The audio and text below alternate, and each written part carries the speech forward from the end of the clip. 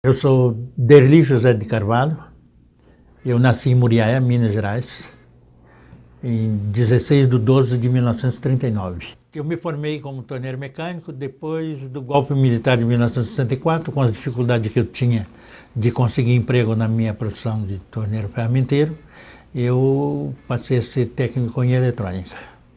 E nos últimos anos, ou seja, a partir da década de 80 para cá, eu trabalhei no setor de formação de cooperativa. Eu comecei a participar do movimento sindical em 1960, no Sindicato dos Metalúrgicos de São Bernardo, que na época era a Associação dos Metalúrgicos ainda. Eu fui trabalhar na Villares, no departamento da Villares, e aí comecei a militar no movimento sindical. Passei os anos de 60, ou seja, os primeiros anos de 61, 62 e 63 na atividade no movimento do Sindicato dos Metalúrgicos, que foi no momento que a nossa associação se transformou em Sindicatos Metalúrgicos de São Bernardo.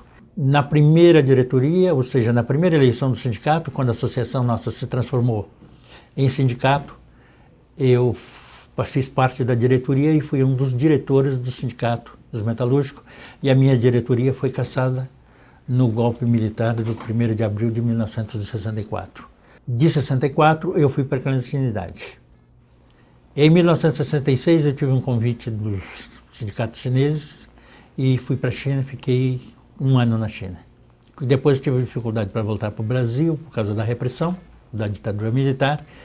Eu fui para a Albânia, fiquei mais 10 meses na Albânia, e aí aproveitei para estudar e ter conhecimento do sistema cooperativista que desenvolvia na Albânia naquele momento e na ex-Yugoslávia. A partir de 67, a repressão começou a ficar mais violenta no Brasil. A ditadura estava se preparando, ou seja, para aperfeiçoar o sistema repressivo. E em 1967 houve uma divisão do Partido Comunista do Brasil e nós formamos a ala vermelha do Partido Comunista do Brasil. E aí a gente entrou então no processo da resistência armada ao golpe militar, ou seja, à ditadura militar. Em 69 eu fui preso meus irmãos também, nós somos a família quase toda, né? Dos meus 5 irmãos nós somos presos em 4. E fiquei final do ano de 69, todo o ano de 70. Nessa questão da repressão, o meu irmão Devanir foi preso em 1971, nós estávamos no Chile nessa época, e ele foi preso e foi assassinado pela equipe do Sérgio Paran Fleury, do qual foi o Sérgio Paran Fleury que me prendeu, né? Desse grupo aí fazia parte o Romeu Tuma, na época. O Romeu Tuma era um dos que participou dos meus interrogatórios e das torturas e tudo. A minha expectativa em relação à Comissão Nacional da Verdade é que ela cumpra os seus objetivos. E os objetivos principais dela, segundo o meu ver, é exatamente a descobrir o que aconteceu, né, com os assassinatos dos desaparecidos e levar isso a um nível de tornar público quem era a responsabilidade de cada administrador do Estado brasileiro que tiveram a responsabilidade com os assassinatos, com as torturas e com tudo que aconteceu, e intervenção nos sindicatos, todas essas coisas que aconteceram durante os anos da ditadura militar. Agora, eu não acredito muito de que vai ter bons resultados nisso que está aí, se o movimento sindical, as centrais sindicais, não tiver uma participação ativa na recuperação da nossa memória histórica. Uma das coisas que está acontecendo hoje, que me deixa mais animado com isso, é do engajamento dos sindicatos e o engajamento das centrais sindicais. Ou seja, o engajamento da sociedade civil organizada. Com esse engajamento, nós vamos conseguir que a Comissão da Verdade traga a público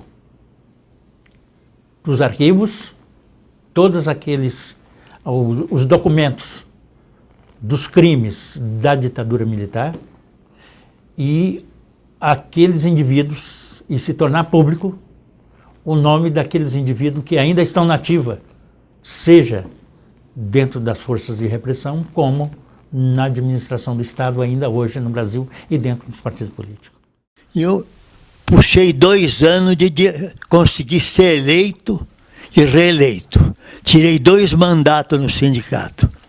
E na 3ª reeleição, não me deixaram tomar posse. Me mandaram para o DOI-CODE. No DOI-CODE, eu fiquei 14 dias sendo torturado. O 14º dia, eles diziam que era o dia final da minha vida. Então eles começaram a me sentar na cadeira do dragão, amarrar o fio no pênis, no pescoço. Naquele dia era o dia fatal, né? Mas eles não torturaram mais. E 18 horas, eles me levaram para um outro local para ser torturado. E nesse local tinha 16 presos políticos, quase todos eles do transporte. Um soldado de cada lado, e nos levamos para um salão que tinha aquelas pilhas de cama. 4 paredes, 3 camas em cada parede. Né? E a tortura ali era apenas abrir o vitrolzinho e os caras falaram, vocês juraram contra a bandeira, PPP. Isso aí não significa nada para quem enfrentou o DOI-CODE, né? E o pessoal do transporte foram os últimos. A tardinha, depois de passar por ver os outros, os 18 anos de condenado, foi rebaixado para 6. E o pessoal do transporte não rebaixaram. Meu nome é Eustáquio Vital Nolasco, Instituto Vital. Comecei a minha militância política e sindical em Belo Horizonte, ligada aí aos sindicatos metalúrgicos de Belo Horizonte e Contagem.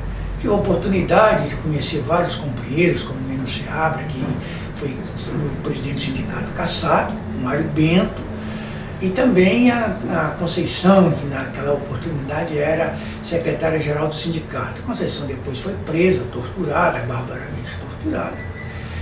E participei da greve, da primeira greve vitoriosa, que foi a greve de 68, onde nós conseguimos, então, um adiantamento de salário. E ali, naquela oportunidade, eu gosto até de contar, porque o Jarbas Passarinho foi numa assembleia e disse lá para os trabalhadores que a gente tomasse cuidado, que ele tinha máquina de fazer cadáveres. E o Enio Seabra disse para ele o seguinte, ó, se você tem a máquina de fazer cadáveres, nós fabricamos as máquinas e manejamos essas máquinas. Depois disso, devido à perseguição política, eu vim para São Paulo. Aqui tive contato com os companheiros da oposição sindical, organizamos aqui a oposição sindical dos metalúrgicos de São Paulo, e nessa organização da oposição participamos de várias assembleias do movimento contra a carestia, enfim, até que eu fui preso aqui em 1974 no DOI-CODE de São Paulo, fui torturado, e depois fui para o DOPS e aquela situação toda.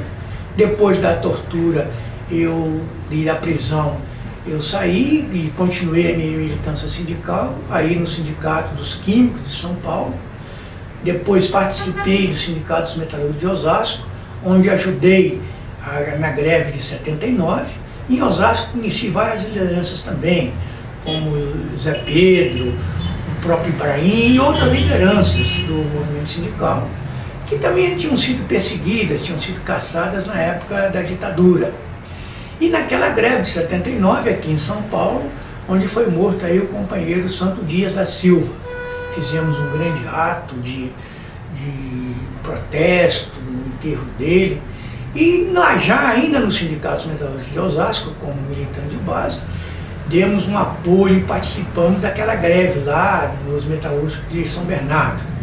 Me lembro que nós saímos daqui, uma caravana muito grande de metalúrgicos daqui, e fomos para São Bernardo.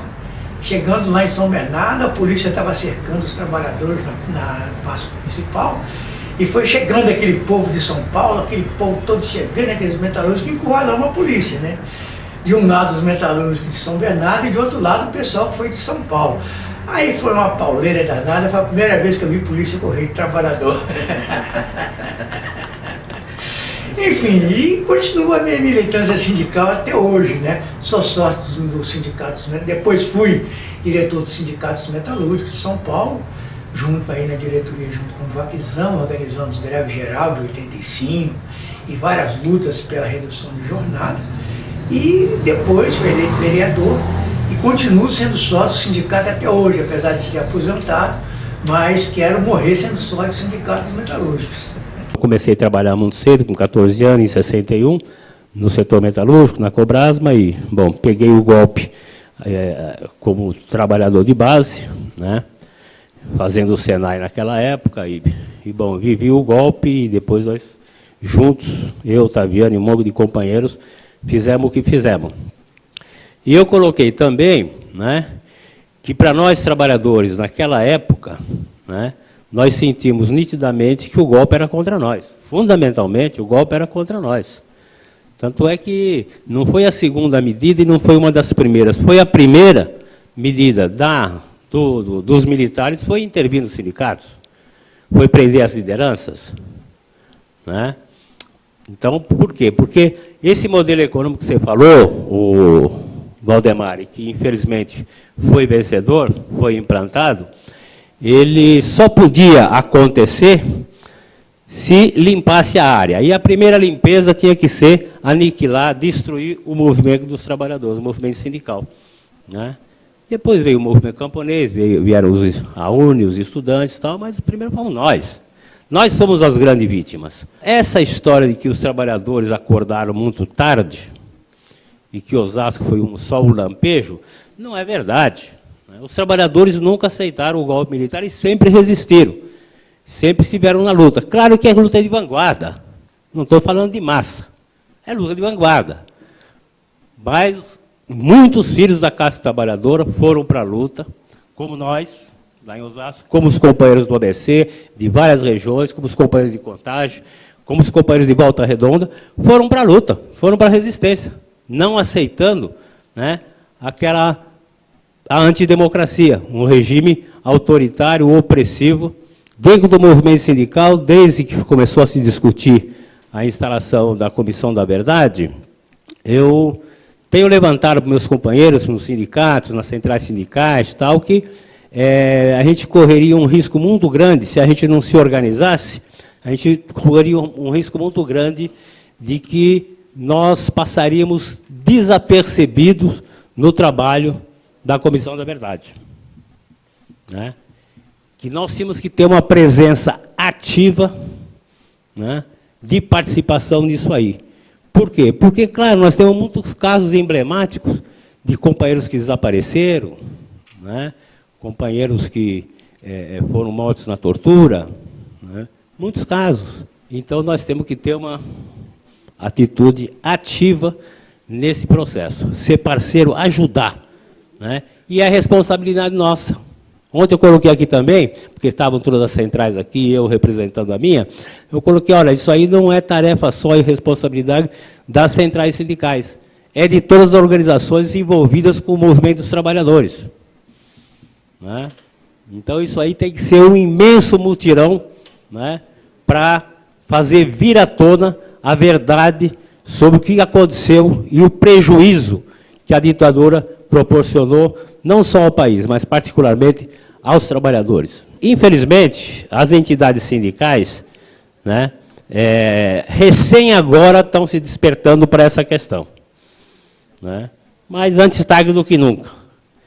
E eu acho que é papel nosso, Martinelli, ficar cutucando os nossos sindicatos, né, as nossas entidades, para trabalhar em cima disso. Agora, eu tenho certeza que a Comissão da Verdade não vai ser isso aí. Ela está trabalhando diferente. Está procurando parceria, está procurando ouvir, escutar, participar de eventos como esses aqui. Nós temos a doutora Rosa, né, que a gente conhece a história dela, está aqui junto conosco. Isso é diferente. Né? Isso é diferente. Foi feito de cima para baixo? Foi. Com notáveis? Foi. Mas está tendo a humildade de conversar com quem tem que ser ouvido, com quem tem que ser conversado. E essa história, é bom escutar essa história. Como dizia um companheiro ontem, É melhor a gente fazer isso, porque daqui a pouco não vai estar nem eu, nem Valdemar Rossi, nem o Martinelli, nem o Zé aqui para contar essa história, entendeu? Quer dizer, outros vão ter que contar. Mas eu não tenho pressa. Eu também não.